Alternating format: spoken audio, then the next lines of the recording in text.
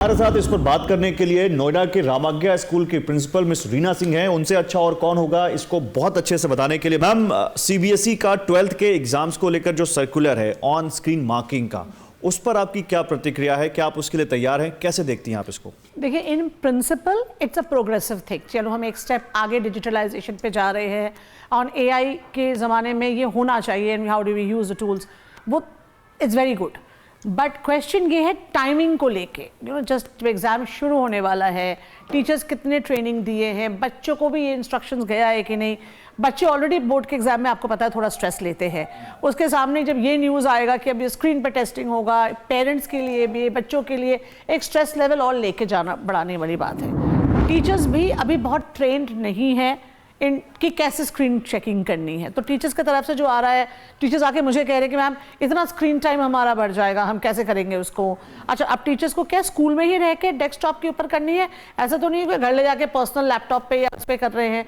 अब जो evaluation booklet भी आया है उसमें टीचर्स को एनोटेट करना है, पॉइंट आउट करना है मिस्टेक्स क्या है। आईपैड वाला सिस्टम होता तो भाई स्टिक से कर लिए, टच स्क्रीन कर लिए, बट हर स्कूल के पास वो इंफ्रास्ट्रक्चर तो नहीं है। भाई डेस्कटॉप होगा बट नॉट नेसेसरी कि हमारे पास टच स्क्रीन होगा। तो अब टीचर को माउस से ही एनोटेशंस या मार्किंग वगैरह जो भी करनी होगी। It is time taking. बच्चों के ऊपर क्या प्रभाव पड़ेगा? क्या बच्चों को भी अपने एग्जाम देने के स्टाइल में कुछ चेंज करना पड़ेगा? क्या करना पड़ेगा? देखिए, अब बच्चे तो जितने हैं, एग्जाम स्टार्ट हो रहा है तो सब अपने घर में चले गए हैं। हम मैक्सिमम हम कर सकते हैं, उनके इंस्ट्रक्शन दे सकते हैं कि भाई एनोटेट बुकलेट आज आया है हम लोगों के पास, तो उसको पढ़ के बच्चों को थोड़ा सा प्रेजेंटेशन स्टाइल उनको बताना पड़ेगा कि भाई आप कैसे सेक्शन कैसे लिख रहे हो, कहाँ लिख रहे हो। तो मुझे लगता है as a principle I would definitely कि हम एक इंस्ट्रक्शन उनको देंगे। एट द सेम टाइम कोशिश ये ज़रूर करेंगे कि एंग्जाइटी लेवल नहीं बढ़े, बट पॉसिबिलिटी कितनी है नहीं है वो देखने वाली बात है। अगर ये 10th में स्टार्ट करते ना तो शायद थोड़ा बेहतर होता मुझे लगता है, क्योंकि 10th में 20 नंबर का इंटरनल एग्जामिनेशन भी रहता है। करियर टेकिंग एग्जामिनेशन नहीं होती है, उनको स्ट्रीम टेकिंग होती है, तो उनके पास एक थोड़ा सा और 12th में करियर टेकिंग एग्जाम होता है। 12th is a path taking career, next step is your career steps that you go into it. जब मैनुअली पेपर चेकिंग होती है तो उसमें जो टीचर्स की एक चेकिंग की वो रहती है, और जब स्क्रीन अंडरस्टैंड कि एरर फ्री होगा, which is very very good कि एरर फ्री होगा, बट ये सब्जेक्टिव आंसर्स होंगे, ये एमसीक्यू वाले भी होंगे बट सब्जेक्टिव भी होंगे। I understand. धीरे धीरे मेरे सीबीएसई से ये पूछना है, क्या हम ये मान के चले कि धीरे धीरे सारे एग्जामिनेशन अब एमसीक्यू टाइप पे शिफ्ट होने वाले हैं, बिकॉज ओएमआर शीट के थ्रू चेकिंग हो, दोज आर वेरी इजियर। ये अभी क्लैरिटी नहीं है। अब ये तो अभी इस साल तो नहीं है, इस साल तो ऑब्वियसली जैसा है, but I am trying to understand क्या हम उस तरफ उस डायरेक्शन में जा रहे हैं, मूव कर रहे हैं कि नहीं कर रहे हैं। ये आपने बड़ा सवाल उठाया और आई गेस कि सीबीएसई इसका जवाब जरूर देंगे। हम भी कोशिश कर रहे हैं उनसे बात करने को। क्या टीचर्स रेडी हैं? मतलब उनमें कहा गया है कि जो आपके सबसे अच्छे टीचर्स हों उनको इसमें लगाइए, फुली रिलीव्ड कीजिए।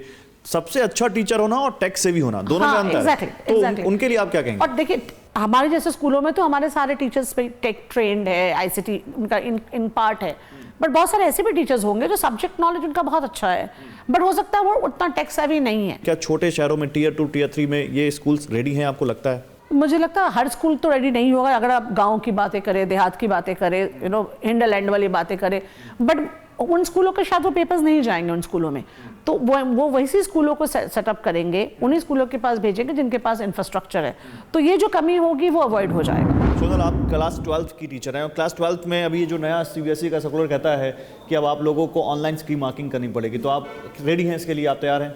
देखिए, मैं ये ज़रूर बोलूँगी कि एक प्रोग्रेसिव स्टेप है। I will not take away कि ये एक प्रोग्रेसिव स्टेप नहीं है, बट हाँ, मुझे थोड़ा स्क्रीन टाइम का डर है, क्योंकि जब हम चेकिंग के लिए जाते हैं और जितनी, हालांकि अब वो कह रहे हैं कि नंबर ऑफ़ डेज़ जो हैं चेकिंग के वो कम हो जाएंगे और नंबर ऑफ़ शीट्स भी कम हो जाएंगी, लेकिन मैं पर्सनल एक्सपीरियंस से आपको बता रही हूँ कि कोई चीज़ एक पेपर पे चेक करना और कोई चीज़ स्क्रीन पे ब्लू लाइट एक्सपीरियंस करते हुए चेक करना बहुत अलग है।